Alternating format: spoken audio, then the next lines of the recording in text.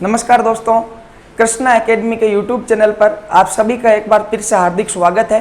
दोस्तों, स्थापत्य कला के अंतर्गत हम टॉपिक पढ़ रहे थे राजस्थान की प्रमुख छतरियां। कुछ छतरियों के बारे में हम अध्ययन कर चुके हैं और उसके बाद में जो अगली छतरियां उनके बारे में हम अध्ययन करेंगे। लेकिन दोस्तों देखिएगा, इस टॉपिक के या हम यूँ कह सकते हैं कि जैसे ये वीडियो एंड होगा आपको कुछ प्रश्न मिलेंगे और उन प्रश्नों का आप उत्तर कमेंट बॉक्स में करके अवश्य बताएं। और जैसे ये टॉपिक कंप्लीट होगा हम इनकी एक प्रश्नोत्तरी के माध्यम से इस टॉपिक को सोल्व करेंगे। देखिएगा, राजस्थान की जो प्रमुख छतरियां थी उसमें देखिएगा 33 करोड़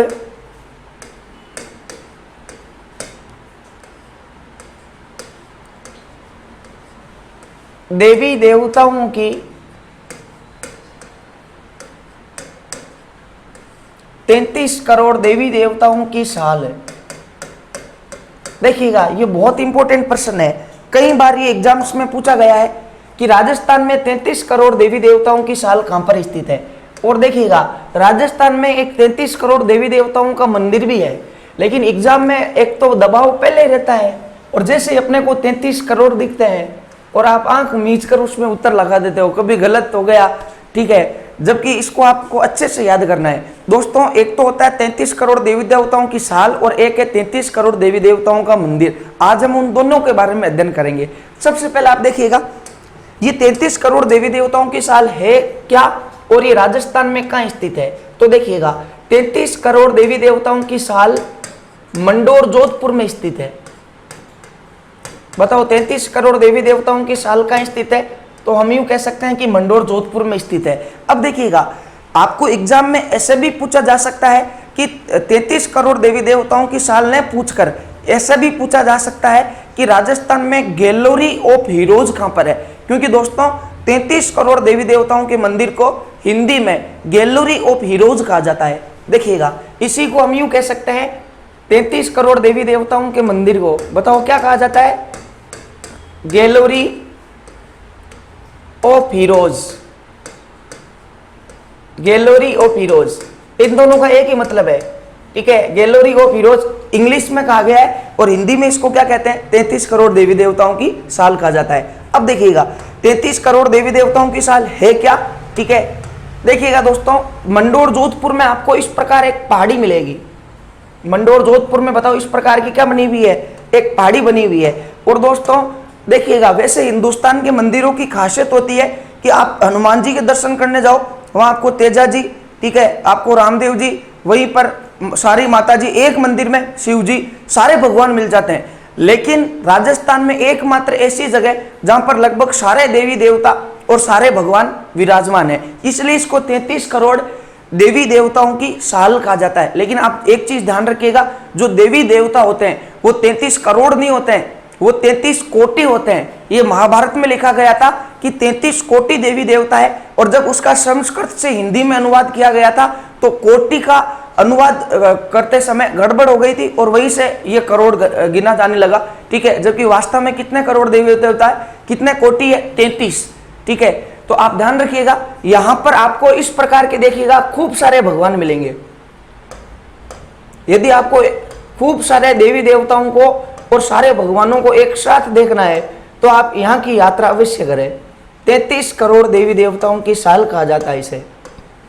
और इस बार मान लो ये एग्जाम में प्रश्न आ गया और इस प्रकार आएगा कि राजस्थान में गैलरी ऑफ हीरोज कहां पर स्थित है, तो आप ध्यान रखना है कि 33 करोड़ देवी देवताओं की साल को ही अंग्रेजी में बताओ क्या कहा जाता है, गैलरी ऑफ हीरोज कहा जाता है। इस प्रकार देखिएगा, सारे देवी देवता हम यूं कह सकते हैं कि इस जगह पर विराजमान है। इसके अलावा देखिएगा, जिस प्रकार की अभी हमने बात की थी कि राजस्थान में एक मंदिर है और उस मंदिर को बताओ क्या कहा जाता है, 33 करोड़ देवी देवताओं का मंदिर कहा जाता है। देखिएगा, बताओ इस मंदिर का नाम क्या है, 33 करोड़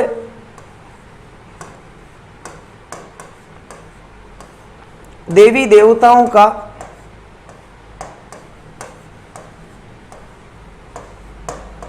मंदिर।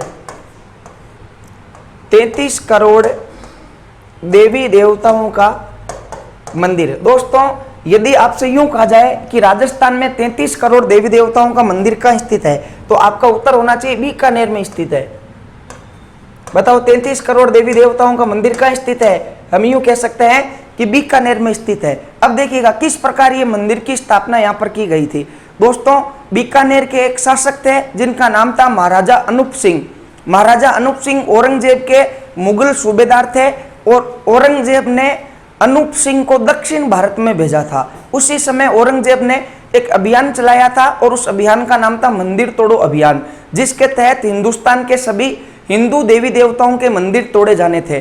तो अनूप सिंह ने औरंगजेब के डर से कुछ मूर्तियां अपने साथ में दक्षिण भारत से बीकानेर लेकर आ गए और दोस्तों यहाँ पर खूब सारी मूर्तियों का संग्रह हो गया और उन्हीं मूर्तियों के ऊपर जो मंदिर बना उस मंदिर को 33 करोड़ देवी देवताओं का मंदिर कहा गया। और बताओ कहाँ है ये? बीकानेर में स्थित है। और आपसे अगर यूं कहा जाए कि बताओ इस मंदिर का निर्माण किसने करवाया था, तो इस मंदिर का निर्माण करवाया था बीकानेर के महाराजा अनूप सिंह ने।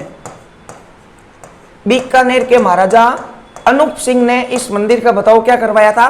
निर्माण। इसके अलावा देखिएगा यदि आपसे यूं कहा जाए कि 33 करोड़ देवी देवताओं की साल का निर्माण किसने करवाया था, तो दोस्तों जोधपुर के महाराजा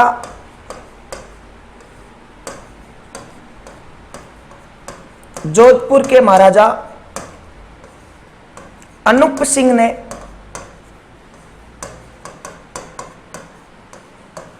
जोधपुर के महाराजा अनूप सिंह ने 33 करोड़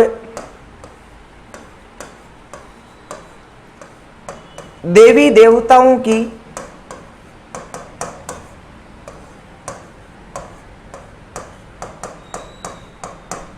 साल का निर्माण करवाया। 33 करोड़ देवी देवताओं की साल का बताओ क्या करवाया? निर्माण करवाया। ध्यान रखिएगा ये कुछ प्रश्न यहां से अच्छे बनते हैं। 33 करोड़ देवी देवताओं की साल, जिसको अंग्रेजी में गैलरी ऑफ हीरोज कहा जाता है, कहाँ स्थित है? मंडोर जोधपुर में। इसका निर्माण किसने करवाया? महाराजा अभय सिंह ने करवाया। और 33 करोड़ देवी देवताओं का मंदिर कहाँ स्थित है? बीकानेर में। और उसका निर्माण किसने करवाया? महाराजा अनूप सिंह ने। आप इसका स्क्रीनशॉट लीजिएगा।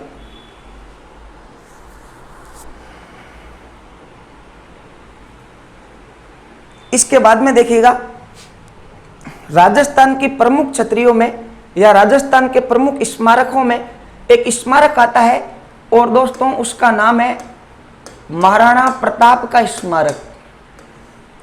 महाराणा प्रताप का स्मारक। इसके अलावा आप एक चीज और ध्यान रखिएगा, ये जो महाराणा प्रताप का स्मारक है इसी को मोती मंगरी भी कहा जाता है। बताओ महाराणा प्रताप के स्मारक का अन्य नाम क्या है? मोती मंगरी। अभी हम इसके बारे में अध्ययन करेंगे कि इसका नाम अन्य नाम मोती मंगरी क्यों है या इसे मोती मंगरी के नाम से भी क्यों जाना जाता है। तो देखिएगा जब आप राजस्थान की ज्योग्राफी पढ़ते हो उस समय आप ये पढ़ा होगा आपने कि जो सिरोही के आसपास का क्षेत्र है वहां पर अरावली पर्वतमाला को भाकर कहा जाता है, सिरोही और जालोर में। उसी प्रकार दोस्तों जब ये अरावली पर्वतमाला की कुछ पहाड़ियां उदयपुर में होती है तो उनको मंगरी और मंगरा कहा जाता है। छोटी पहाड़ी होती है तो मंगरी और बड़ा होता है तो मंगरा कहा जाता है। तो देखिएगा उदयपुर में एक पहाड़ी है और उस पहाड़ी का नाम क्या है? मोती मंगरी। ध्यान रखिएगा। तो आपसे अगर यूं कहा जाए कि महाराणा प्रताप का स्मारक या मोती मंगरी कहाँ स्थित है तो बताओ कहाँ स्थित है? उदयपुर में स्थित है।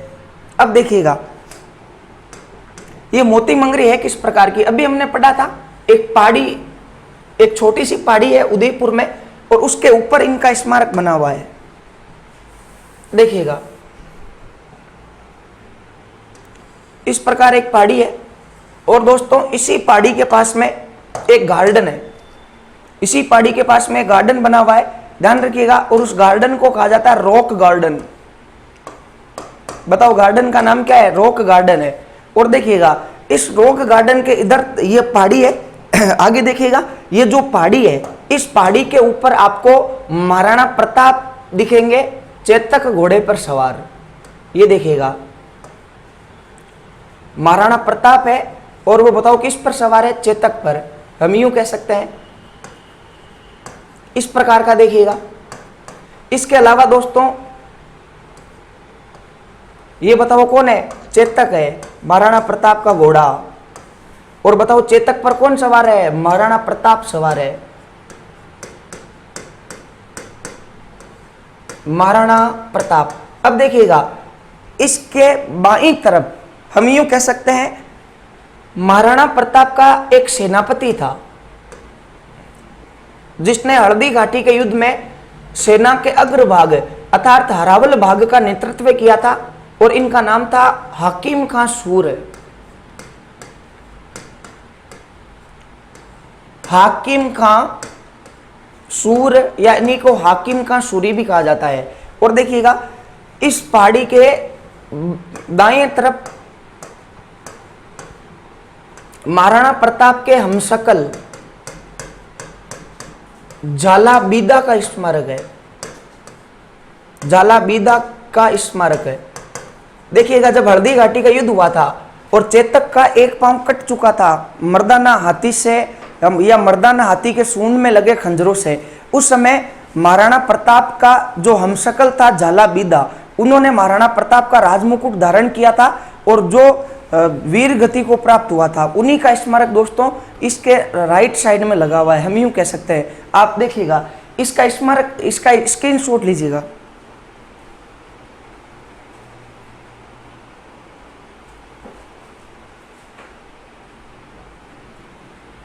आगे देखिएगा जो राजस्थान की प्रमुख छतरियां हैं उसमें देखिएगा एक छतरी है और उसका नाम है दोस्तों अमर सिंह राठौड़ की छतरी।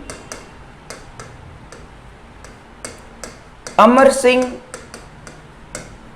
राठौड़ की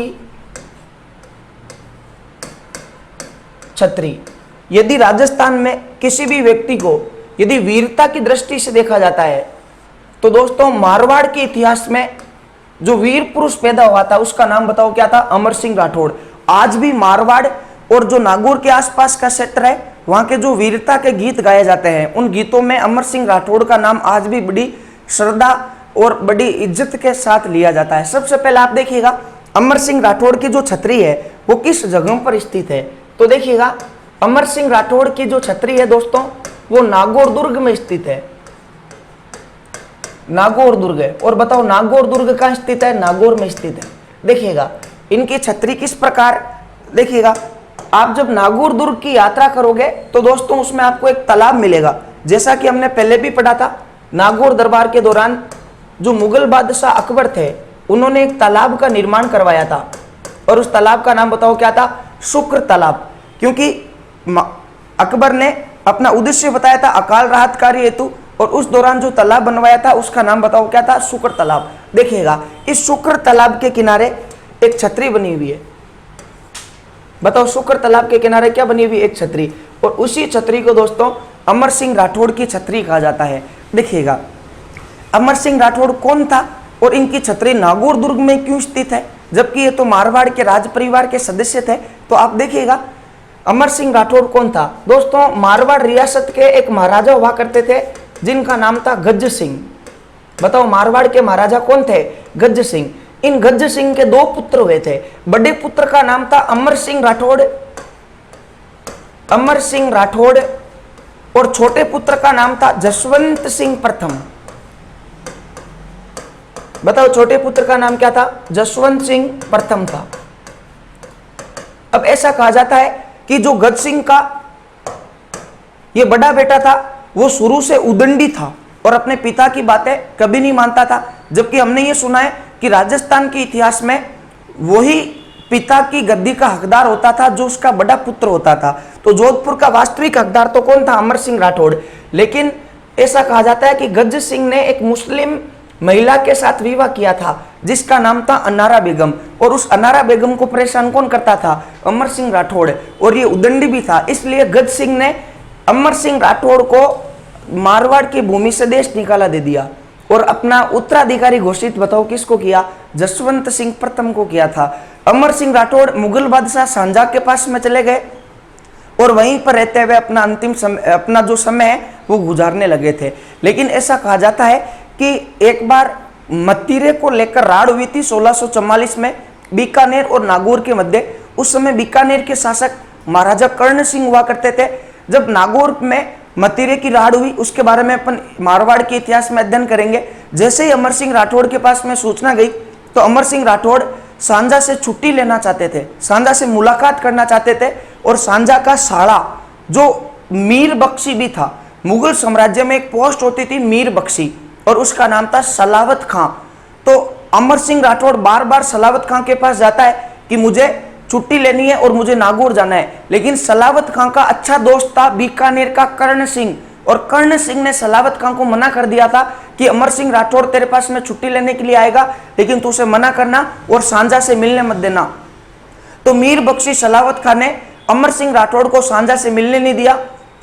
एक दिन में 20-30 बार चक्कर काट जाता है, और एक बार जब मीर बख्शी सलावत खां वहां नहीं था, उस समय सांझा से मिलता है अमर सिंह राठौड़ और उसको सलाम करता है, और ये कहता है कि सांझा आज तो आप क्या हुआ, ईद के चांद बन गए हो।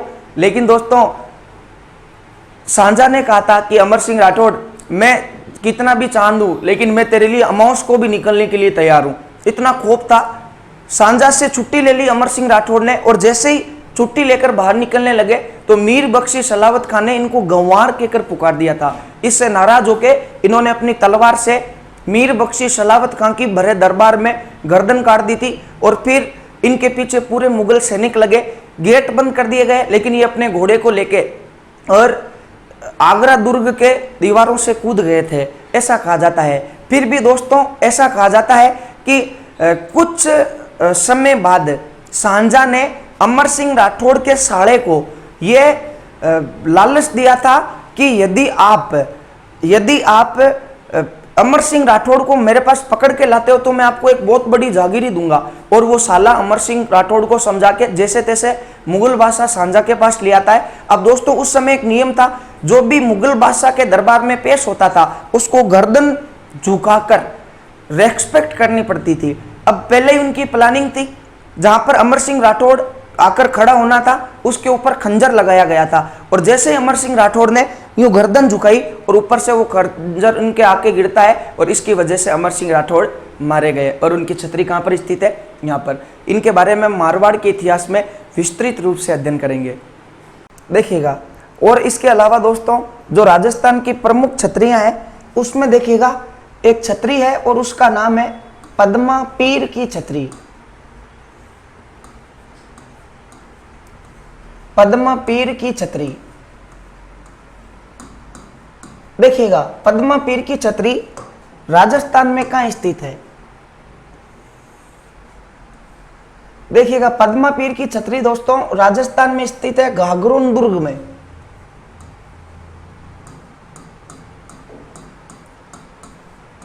घाघरोन दुर्ग है। और बताओ घाघरोन दुर्ग कहां स्थित है, झालावाड़ में स्थित है। देखिएगा आपने पढ़ा होगा राजस्थान के दुर्गों में, यदि यूं कहा जाए कि राजस्थान में जो दुर्ग है उनकी कुछ श्रेणियां निर्धारित की गई है, उसमें एक दुर्ग होते हैं जल दुर्ग। ऐसा दुर्ग जो किसी नदी के किनारे स्थित हो या फिर उसके चारों तरफ पानी हो तो उसको दोस्तों जल दुर्ग या ओदक दुर्ग कहा जाता है। और राजस्थान में जल दुर्गों का आका कौन कहलाता है, घाघरोन दुर्ग कहलाता है। पद्मा पीर कौन था देखिएगा, और किस प्रकार इनका राजस्थान के इतिहास में योगदान था, तो देखिएगा। पद्मा पीर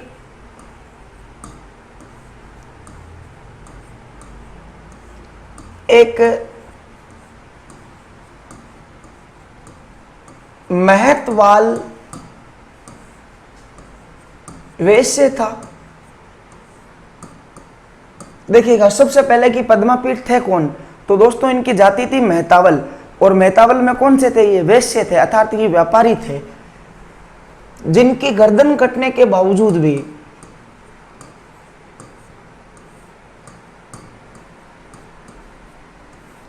जिनकी गर्दन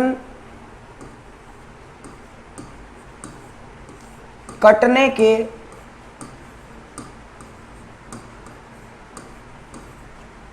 बावजूद भी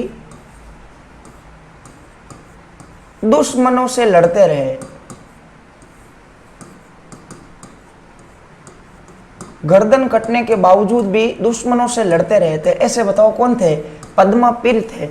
और पद्मा पीर का जो बलिदान है वो घाघरों के इतिहास में स्वर्णिम अक्षरों में लिखा गया है। तो यदि आपसे यूं पूछा जाए कि राजस्थान में पद्मा पीर की छतरी कहाँ है, घाघरों दुर्ग झालावाड़ में स्थित है। आप इतना सा ध्यान रखिएगा।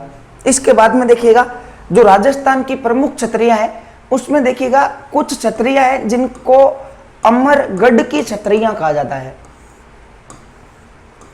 अमरगढ़ की छतरियां, देखिएगा इन छतरियों को अमरगढ़ की छतरियां क्यों कहा जाता है? तो देखिएगा राजस्थान का ऐसा जिला जिसमें एक नगर स्थित है और उस नगर का नाम बताओ क्या है? अमरगढ़। देखिएगा उस जिले का नाम है दोस्तों भीलवाड़ा। भीलवाड़ा में एक जगह है और उसका नाम बताओ क्या है? अमरगढ़। और अमरगढ़ नामक स्थान पर जो छतरियां स्थित है उन्हें अमरगढ़ की छतरियां कहा जाता है। तो हम यूं कह सकते हैं कि अमरगढ़ की छतरियां बताओ राजस्थान में कहां स्थित है? भीलवाड़ा में स्थित है। बताओ कहां स्थित है? भीलवाड़ा में। आप इसको इस प्रकार याद कर सकते हो कि जानुड़ी, बताओ जानुड़ी कहां मिली थी? भीलवाड़ा में मिली थी। और जानुड़ी का नाम बताओ हमेशा क्या होता है? अमर होता है। इस प्रकार हमको इसको क्या कर सकते हैं? याद कर सकते हैं। इसके अलावा देखिएगा राजस्थान की जो प्रमुख छतरियां हैं उसमें एक छतरी है और उसका नाम है दोस्तों, एक स्मारक है और उसको कहा जाता है सुंदरदास जी का, सुंदरदास जी का स्मारक।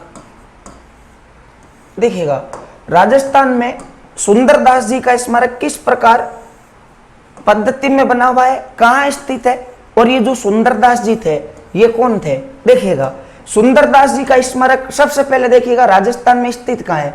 तो दोस्तों दौसा जिले में एक जगह है और उस जगह का नाम है गेटोलाऊ। और बताओ गेटोलाऊ नामक स्थल कहां पर स्थित है? दौसा में। क्योंकि ये जो सुंदरदास जी थे वेरी मोस्ट इंपोर्टेंट पर्सन है। देखिएगा अपने राजस्थान के जो प्रमुख संत हुए थे उनमें एक संत थे और उनका नाम था दादू दयाल। बताओ राजस्थान के प्रमुख संतों में एक संत थे और उनका नाम क्या था? दादू दयाल। दादू दयाल के शिष्य थे सुंदरदास जी। दादू दयाल के शिष्य बताओ कौन थे? सुंदरदास जी। एक टॉपिक पढ़ेंगे हम राजस्थान के संत एवं संप्रदाय, उसमें पढ़ेंगे कि दादू दयाल के टोटल शिष्य थे 152। 152 में से 100 शिष्य ऐसे थे जो गृहस्थ शिष्य कहलाते थे, अर्थात गृहस्थ जीवन व्यापन करते हुए दादू पंथ को मानते थे। और 52 शिष्य ऐसे थे जो संन्यास धारण कर चुके थे और वो हमेशा दादू दयाल के साथ में रहते थे। उसमें से या हम यूं कह सकते हैं कि जो सन्यासी शिष्य थे उनमें से एक बताओ कौन था? सुंदरदास था। अब दोस्तों सुंदरदास के बारे में एक और पर्सन खूब इंपोर्टेंट है जो एग्जाम में पूछा जाता है। ये संत थे लेकिन आगे जाकर सुंदरदास जी ने नागा साधुओं की एक सेना बनाई थी। तो ये प्रश्न भी आता है कि राजस्थान के किस संत ने नागा साधुओं की सेना बनाई। और भी आप अच्छे से एग्जाम की प्रिपरेशन करते हो तो उसमें एक प्रश्न और आता है कि वो जो नागा साधु थे उनकी सेना राजस्थान की किस रियासत में सम्मिलित हुई।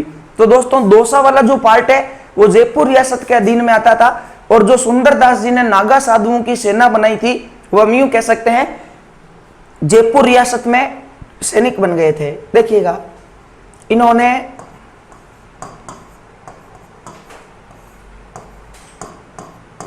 नागा साधुओं की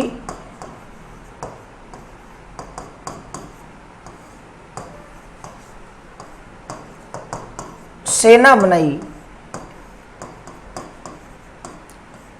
जो आगे जाकर जयपुर रियासत में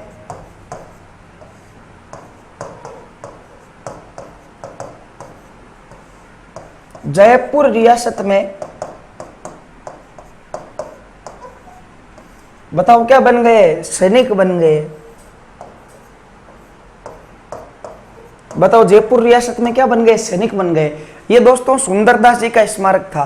देखिएगा 3 छतरियां वेरी मोस्ट इंपोर्टेंट। सबसे पहले कि राजस्थान में पद्मा पीर की छतरी कहां पर है? तो दोस्तों घाघरों दुर्ग झालावाड़ में है। ये जाति के मेहतावल वैश्य थे और गर्दन कटने के बाद भी ये दुश्मन से लड़ते रहे थे, इनका धड़। देखिएगा अमरगढ़ की छतरियां राजस्थान में कहां स्थित है? भीलवाड़ा में स्थित है। और सुंदरदास जी का स्मारक बताओ कहां स्थित है? गेटोलाऊ दौसा में। ये दोस्तों राजस्थान की छतरियों से संबंधित एक महत्वपूर्ण वीडियो था। यदि आपको अच्छा लगे तो इस वीडियो को लाइक शेयर करना न भूलें। धन्यवाद।